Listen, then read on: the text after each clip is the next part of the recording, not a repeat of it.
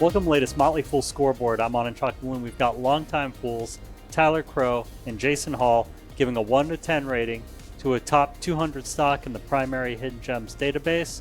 It's TopBuild, ticker symbol BLD. First, we'll rate the strength of TopBuild's business, including factors like industry and competition. 10's invincible, a 1 is hopeless, Jason's at a 7. As Tyler is on any building-y type of thing, he's higher at an 8. Look, Anand, a well-run building products distributor is a beautiful thing. I get it. It's an eclectic taste like those guys who like really peaty Scotch whiskeys, but I'm one of those people. TopBuild is a unique beast in this industry too, because it's not just distribution of, in this case, insulation products. It's also an installer. It does contract installation, for a lot of like large residential home builders, things like that, or even for industrial and commercial purposes. It's not a common business model in the construction industry, but insulation is just one of those weird places where it requires like unique equipment, and general contractors hate doing it. I don't know if you've ever done insulation. It stinks. And so they can kind of get away with this really unique business model that works. Yeah, it's definitely kind of a unicorn of a business, as Tyler describes. My score was a 7, so I'm a little bit lower. And the reason I'm a little bit lower is because I think some of the industry challenges and the cyclicality can affect it a little bit more. So there's a little bit more downside risk that comes along with it. But it's a spinout, and spinouts often end up being better businesses than their parents, and we've certainly seen that in the roughly decade since it was spun out. For management, a 10 is Warren Buffett, a 1 is Homer Simpson. Both of you have 8s, Tyler. Yeah. So CEO Robert Buck was with Masco, the company that TopBuild was spun out of, I think in the like 2014, 2015 range. And Buck basically worked his way up the ranks while at Masco, starting back in the 90s, working with like hardware stores and stuff like that. I really like those kind of stories. He knows the business back and forth. Also, doing my shtick, executive pay package for this company makes sense for a distributor. They focus a lot of things on like minimizing working capital.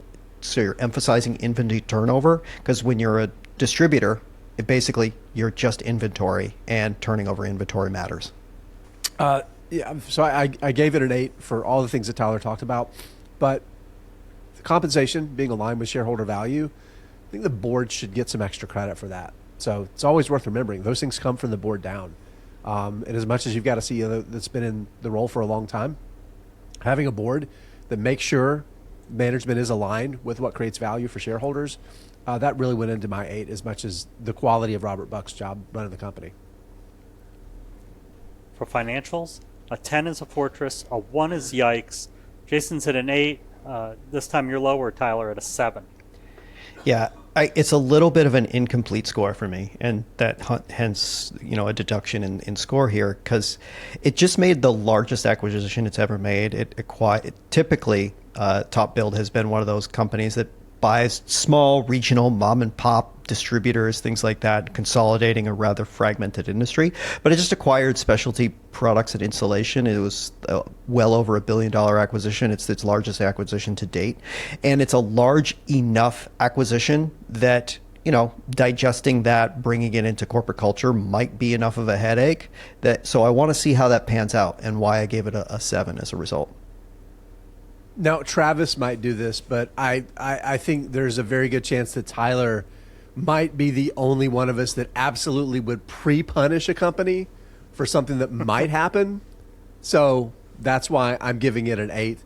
But acknowledging the fact that when you go from being really good at smaller acquisitions and then you make a big one, that's usually when you stumble. Yeah, track record on larger versus smaller it's fair. I think it's fair.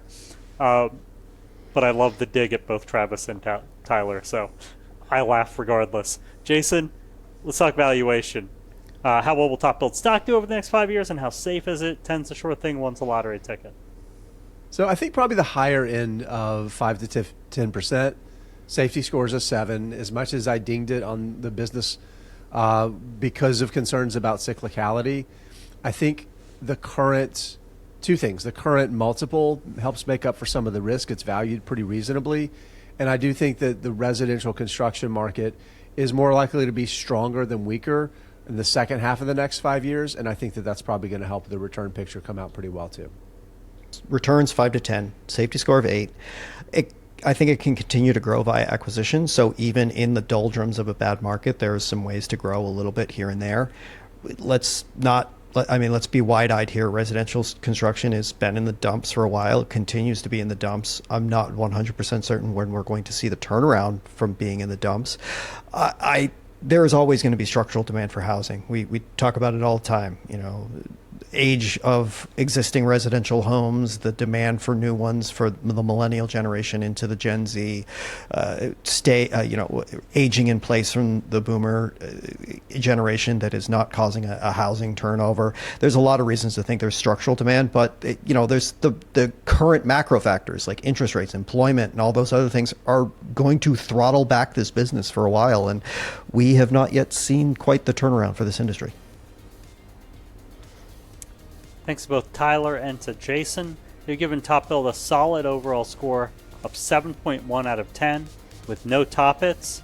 Look out for a new scoreboard every market day at 7 p.m. Eastern. Next up is the TJX companies. I think it's going to surprise a lot of people. Till then, Fool on.